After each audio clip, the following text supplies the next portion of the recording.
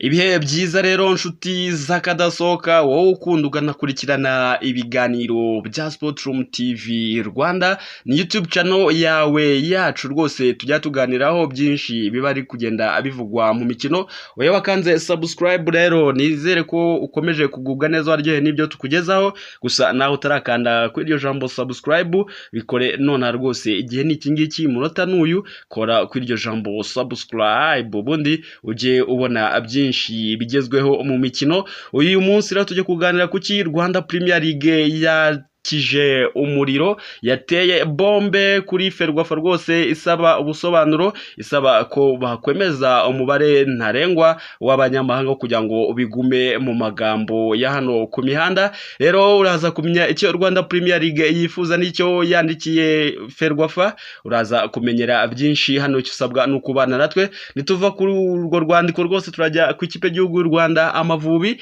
ikomeje imyiteguro yo gushaka tike y'igikombe cya Afurika. Uraza kumenya abakinnyi bane rero baje kuba basezererwa muri uyu mwiherero ndetse na gahunda yose y'ikipe y'igihugu Amavubi. Nituva mu Mavubi turekeza muri za transferi hano mu Rwanda rwose, dore ko habura iminsi igera kuri 2 ama ekipe akomeje kugenda yiyubaka agura izindi ntwaro. Uraza kumenya intwaro zaje ndetse n'ama ekipe zagiyemo. Hanze y'u Rwanda twagana ku ikipe ya Manchester City. Pepe Guardiola yatanze ishimwe ku bakozi bose ba Manchester City. Uraza kumenya iryo shimwe se ni irihe.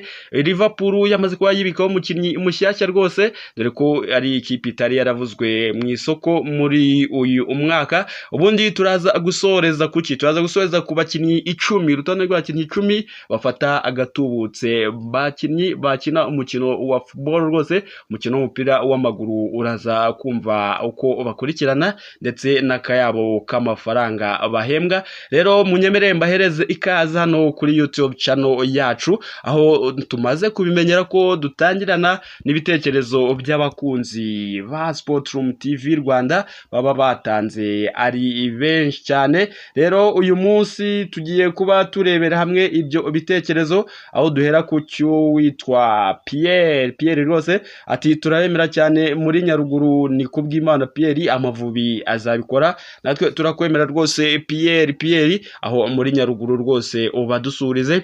Uyu nitwa Bareke Jean Damascene Nyamasheke Kibogora, mutubwira abakinnyi bashya u Rwanda ari gutekereza kudufasha, ntumura nawe uraza kubamenyera. N'icyo usabwa ni ukuguma hano.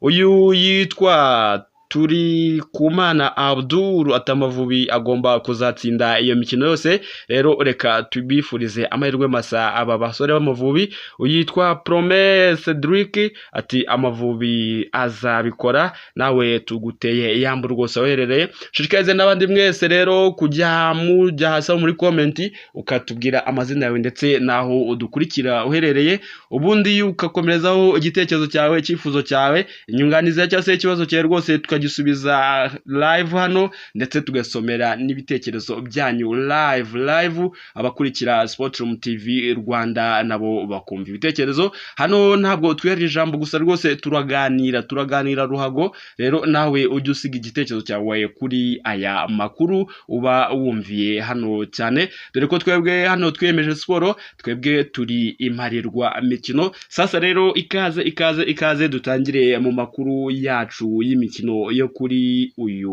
munsi. Dore mu ikipe y'igihugu y'u Rwanda Amavubi, ni ikipe yacu rwose iri kwitegura imikino 2 ifite muri uku kwezi kwa 9 rwose, kubura iminsi 2 tukakwinjiramo. Rero turahera ku bakinnyi 36 rwose arabagiye babanyishyuza abakinnyi 36. Umutoza Frank Spitler yaje kuba ahamagara rwose ngo baze muri uyu mwiherero. Mwizamu yahamagaye Ntwari Fiacre w'ikipe ya Kaizer Chiefs, ahamagara Wences Maxime, ahamagara Kizimana Adolphe Kigali, ahamagara Muhawe na Yoga wa Gorilla, ahamagara Niyongira Patience wa Police FC. Muri ba myugariro ahamagara Ombolenga Fitina Rayon Sport, Byiringiro Jean Ange Libert wa PFC, ahamagara niyo mugabo Claude wa PF Football Club, ahamagara Imanishimwe Emmanuel wa AR El Masoro muri Chipre, ahamagara Bugingo Hakim wa Rayon Sport, ahamagara Mutsinzi Ange Jimmy wa Zira FC, ahamagara Manzi Thierry wa Al Ahly Tripoli yo muri Libya, ahamagara Nigena Clement wa PF Football Club, ahamagara Nsemana Aimable wa Rayon Sport, ahamagara Nshimiyimana Yunus wa PF Football Club, ahamagara Kwitonda R wa Polisi, ahamagara Bizimana Jihad wa Krivabas muri Ukraine, ahamagara Boneka Jean Bosco wa PF Football Club, ahamagara Iradukunda Simo wa Police FC, ahamagara Mugisha Bonheur wa AS Marsa, ahamagara Nkundimana Fabio wa Marine, ahamagara Rubanguka Steve wa Ari Manjumu, ahamagara Niyonzima Olivier Chef wa Rayon Sport, ahamagara Kwizera George wa Rhode Island muri Leta Zunze Ubumwe za Amerika, ahamagara Nibizi Ramadhani wa PF Football Club, ahamagara Dushimimana Olivier wa PF Football Club, ahamagara Mugisha Gilbert Barafinda wa PF Football Club, ahamagara Iraguha Haje wa Rayon Sport, ahamagara Muhire Keve wa Rayon Sport, ahamagara Samuel Girete wa Loale Aruivre, ahamagara Hamis Hakimu wa Gasogi United, ahamagara Nshuti Inosa One Knoxville Sport Club muri Leta Zunze Ubumwe za Amerika, ahamagara Gitego Artire wa AS Leopards, ahamagara Mugisha Didier wa Police FC, ahamagara Mbonyumwami Taiba wa Marine FC, ahamagara Hirwa Jean de Dieu wa Bugesera Football Club. Rwose nabo bakinnyi bagera kuri 36 uyu mutoza Frank Spitler yaje kubahamagara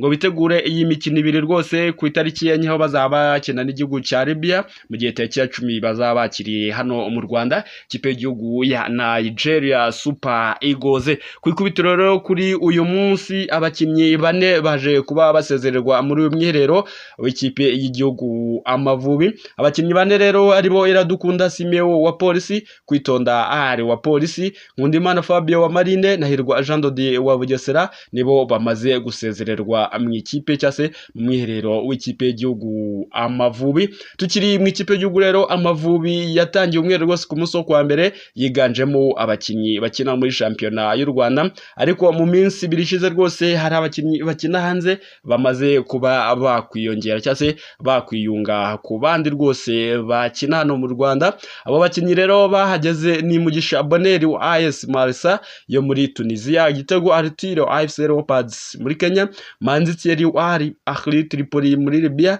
Nshuti Inosa wa One Knoxville muri Leta Zunze Ubumwe za Amerika, ndetse na Rubanguka Steve wa Arnanjumu muri Arabia Saudite. Ni mu gihe rero umunyezamu Ntwari Fiacre ukinira Kaizer Chiefs yo muri Afurika y'Epfo ategerejwe i Kigali kuri uyu wa kane.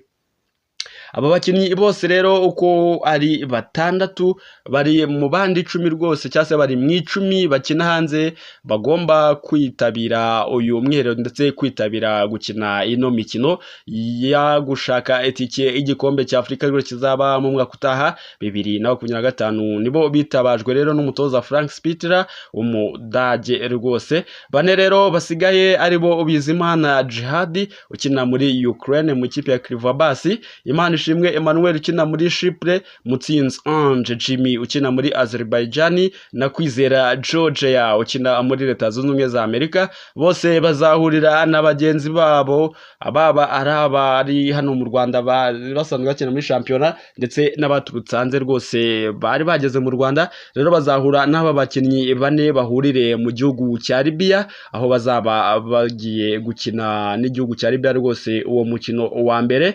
Rero biteganyijwe ko ikipe y'u Rwanda izahaguruka i Kigali ku munsi wo kuwa gatandatu tariki ya 31 z'uku kwezi rwose kwa munani ku isaha y'isa 9:30. Muri iyi mikino rero gushaka itike y'igikombe cya Afurika cya 2025 kizabera muri Maroc, u Rwanda ruri mu itsinda D hamwe na Nigeria, Libya ndetse na Benin. Nibyo biri kuvugwa mu Mavubi. Bundi munyemere dusoreze kuri aka kantu rwose keza cyane ikipe y'igihugu y'u Rwanda Amavubi ari gukorera abakinnyi. Kuri uyu wa kane rero umwarimu w'abasifuzi akaba n'impuguke ya FIFA wa ntawundi bamwita Ntagungira Celestine Abega yigishije abakinnyi b'ikipe y'igihugu Amavubi rwose imyitwarire yo mu kibuga n'uburyo bwo kwirinda kwerekwa amakarita ndetse n'andi mategeko y'umukino. Uyu musifuzi cyase iyi mpuguke rwose yasobanuraga abakinnyi bahamagawe muri uyu mwiherero aho bahuriye kuri muri Ferwafa mu cyumba rwose cy'inama, ubundi abasobanurira byinshi uko bakwitwara mu kibuga bakirinda kuba babona amakarita rwose adasobanutse, ndetse n'icyo amategeko y'umukino avuga, uko amakosa aba ameze rwose n'uburyo bwo kuyirinda rwose. Ubundi asoza abashishikariza kugira imyitwarire myiza mu kibuga, ubundi bakazabasha kwitwara neza muri ino mikino ibiri bafite muri uku kwezi kwa 9. Twerekeze muri Rwanda Premier League, ishyamba si ryeru, umwiryane, induru, ibaruwa, ibintu byinshi biri gucicikana rwose. Urwego rutegura shampiyona y'u Rwanda Premier League, rwandikiye Ferwafa ruyisaba igisubizo cyo cyifuzo cyo kongera umubare w'abanyamahanga bayikinamo rwose ino shampiyona, dore ko isoko ry'igura n'igurisha ngo ry'abakinnyi muri iyi mpeshyi rizafunga kuwa 30 Kanama, ubwo ni ku munsi w'ejo kwa gatanu rwose nibwo iri soko rizaba rifunze ryo kugura abakinnyi. Rwanda Premier League rero yavuze ko mu gihe iri soko ryafunga nta mwanzuro ama ekipe azi byazateza igihombo gikomeye, kuko amakipe yaguze abakinnyi benshi yizeye ko ubusabe bwayo buzahabwa agaciro, yizeye ko umubare w'abanyamahanga rwose uzongerwa. Gusa Ferwafa yaje kuba ibishyiraho akadomo ubwo umwaka w'imikino ugiye gutangira, ivuga ko abakinnyi b'abanyamahanga bemerewe kubanza mu kibuga ari abakinnyi 6. Rero ni icyemezo kitishimiye n'abakunzi b'umupira w'amaguru mu Rwanda benshi cyane, ariko ngo icyizere cyo kiracyahari cy'uko uyu mubare waza kuba wongerwa, dore ko ngo harimo possibilities cyangwa se bishoboka bibiri, kuba abanyamahanga baba 8 rwose mu gihe bangaye bajya babanza mu kibuga, 8 mu kibuga, 2 kuri benshi cyangwa se ku ntebe y'abasimbura, cyangwa se bakaba 7 mu kibuga, 3 bakajya kuri benshi. Ni icyifuzo rwose, ni proposal zagiye zitangwa n'abakunzi b'umupira ndetse n'abahagarariye ama ekipe rwose bakina muri no shampiyona ya Rwanda Premier League. Rero ngo Rwanda Premier League itegereje ko umwanzuro usohoka bitarenze kuwa 5 niba iki cyemezo rwose cyemewe cyo kongera umubare w'abanyamahanga. Umubare w'abanyamahanga rwose ukomeje kuba ikibazo, dore ko ama ekipe ajya agura abanyamahanga benshi, ayobowe na Police yaguze 14, AP Football Club 12, Rayon Sport 12, Etincelle 9, Gasogi United 8, ndetse n'andi makipe. Ikipe ifite abanyamahanga bakeya ni AS do Kigali ifite 4, ndetse na Marine ifite abanyamahanga bagera kuri 4. No gutegereza tukareba niba uyu mubare uzongerwa, dore ko ama ekipe rwose akomeje kugenda agarikwa bitewe nuko hari abakinnyi bayo batemerewe kuba kandagira mu kibuga kubera ko ari abanyamahanga. Byasaba muri comment rero nawe usigame igitekerezo ku cyifuzo cyawe, niba wifuza ko aba banyamahanga baza kuba bongerwa. Munyemerero dukomereze muri za transferi, aho Manishimwe Djabel, umusore w'umunyarwanda akiniraga bita Air Force Club mu cyiciro cya mbere, yerekeje muri Naft Al Wasati Sport Club yo mu cyiciro cya kabiri muri Iraq. Uwo numwe waje kubahindura ikipe. Umurundi Bizimana Valentin wakiniraga Murandege Football Club yo muri Zanzibar yerekeje muri Musanze FC, ayisinyira umwaka umwe, atanzweho akayabo ka miliyoni 5 zose z'amanyarwanda. Nawe yaje kuba yigerera mu ikipe ya Musanze rwose. Naho twerekeze hanze y'u Rwanda, ikipe ya Liverpool yamaze gusinyisha Federico Chiesa wavuye muri Juventus Dotore, akaba yamaze kwerekeza rwose muri Liverpool. Amasezerano y'imyaka 4 atanzweho agera kuri miliyoni 13 z'amayero, mu gihe ekipe ya Arsenal de Gunners nayo iri kuvuga ku musore Kingsley Coman wa Bayern Munich ugomba kuba yasinya vuba bwangu rwose. Umutoza Mikel Arteta aramwifuza cyane. Mu ikipe ya Manchester City, Pep Guardiola yamaze kuba atanga igihembo cyangwa se agashimwe ku bakozi bose bakorana muri Manchester City, aho buri umwe yamugeneye agera kuri miliyoni 11 z'amayero rwose kuri buri umwe mu bagize ikipe ya Manchester City, aho bari hagati y'abantu 60 ndetse na 70 rwose. Buri wese yagiye amugenera izo miliyoni ku giti cye. Dusoreze ku bakinnyi 10 bahembwa gatubutse kurusha abandi rwose ku mwaka. Abo ni abakinnyi b'umukino w'umupira w'amaguru cyangwa se abafutubaleri bahembwa agatubutse. Ku mwanya wa 10 hari Harry Kane uhembwa miliyoni 34 n'ibihumbi 800 ku mwaka. Umwanya wa 9 hari Kalidou Koulibaly uhabwa miliyoni 41 n'ibihumbi 200, miliyoni 41 n'ibihumbi 200 ku mwaka, nibwo ni mu madolari. Umwanya wa 8 hari Riyad Mahrez umunya Algeria ahebwa miliyoni 62 n'ibice 8 by'amadolari. Ku mwanya wa 7 hari umunyafrika Sadio Mane ahembwa miliyoni 64 n'ibihumbi 400. Ku mwanya wa 6 Erling Braut Haaland wa Manchester City ahembwa miliyoni 72 n'ibihumbi 500 ku mwaka. Umwanya wa 5 hari Lionel Andreas Messi ahembwa miliyoni 100 ku mwaka. Kylian Mbappe ku mwanya wa 4 miliyoni 115 n'ibihumbi 900 ku mwaka. Ku mwanya wa 3 ni Karim Mustafa Benzema miliyoni 132 ku mwaka.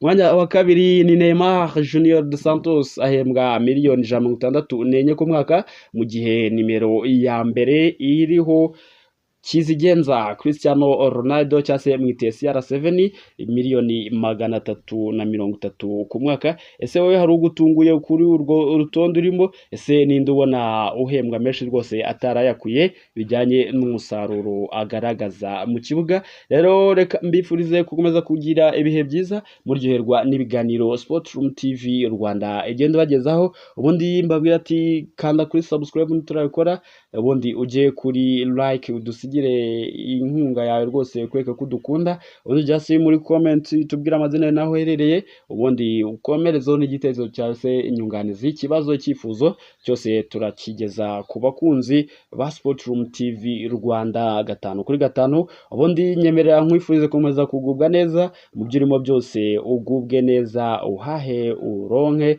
Ubundi nkubwire ngo hasta vista, naho mu bindi biganiro byacu bigaruka biri imbere rwose. Ubundi komeza ugubwe neza.